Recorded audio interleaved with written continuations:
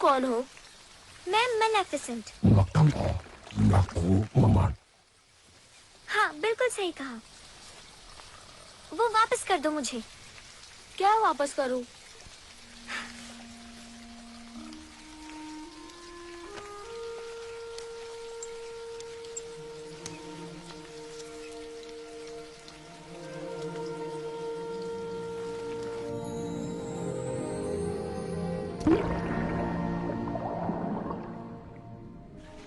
अगर पता होता तुम उसे फेंकने वाली हो तो मैं वापस नहीं करता। मैंने उसे फेंका नहीं, उसे उसके घर पहुंचा दिया, जैसा अब मैं तुम्हारे साथ करने वाली हूँ। जानती हो, एक दिन मैं वहां रहूंगा, राजमहल में। अब तुम कहाँ रहते हो? एक खेत में। तो तुम्हारे माँ बाप किसान होंगे। वो अब इस दुनिया में नहीं रहे। मेरे भी नहीं।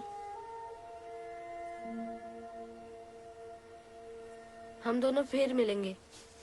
तुम्हें यहाँ वापस नहीं आना चाहिए, यहाँ खतरा है। और अगर मैं ये खतरा मोल कर वापस आऊं तो क्या तुम यही मिलोगी? शायद।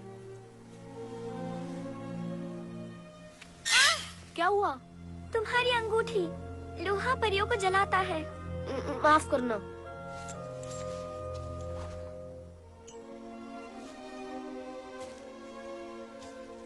तुम्हारे पंख अच्छे हैं। मैलेफिसेंट यही सोचती रही कि जिसके पास कुछ नहीं था, उसने कैसे एक झटके में अपनी अंगूठी फेंक दी ताकि उनके हाथ मिल पाएं।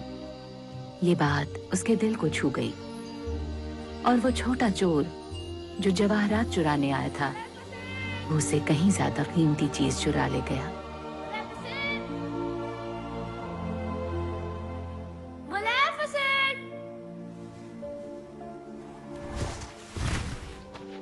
इतने दिनों बाद तुम्हें अब याद आई मेरी?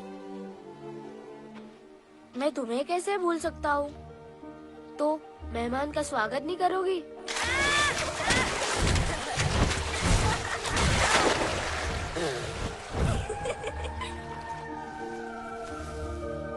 स्टेफन और मैलेफिसेंट एक अनोखे किस्म के दोस्त बन गए।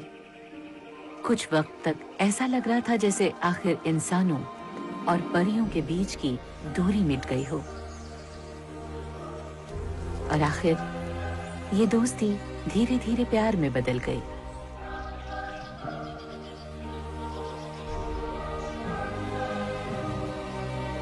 और उसकी 16वीं सालगिरह पर स्टेफन ने मैलेफिसेंट को एक तोहफा दिया। उसने बताया वो सच्चे प्यार वाली किस थी, पर किस्मत को कुछ और ही मंजूर था। वक्त बीतता गया और स्टेफन की महत्वाकांक्षा उसे मैलेफिसेंट से दूर इंसानों की लालच और फरेब की दुनिया में ले गई। और यहाँ सबसे ताकतवर परी मैलेफिसेंट मूर रियासत की रक्षक बन गई।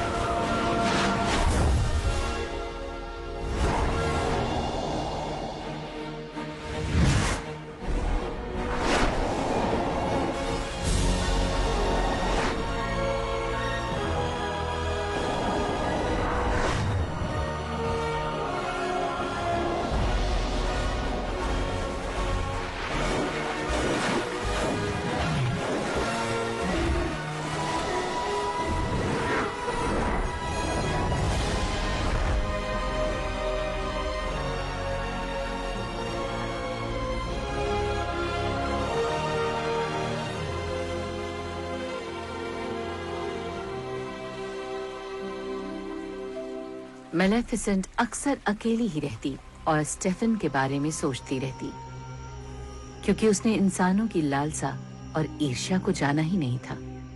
पर अभी उसे बहुत कुछ सीखना था, क्योंकि वहां इंसानों के राजा ने मूर देश की बढ़ती ताकत को कुचल देने की ठान ली थी।